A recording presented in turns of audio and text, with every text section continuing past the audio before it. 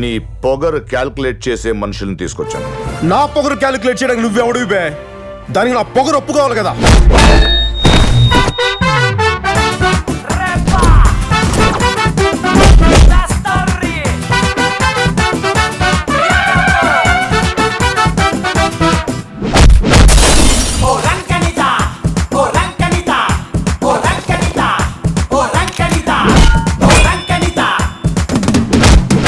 నిన్ను మీ బాబుని Delhi guest house నుంచి బయటికి తీసుకొచ్చి బట్టలు ఊడి తీసుకొస్తే ఎలా ఉంటుందో ఈ రోజు రాష్ట్రం అలాగుందిరా.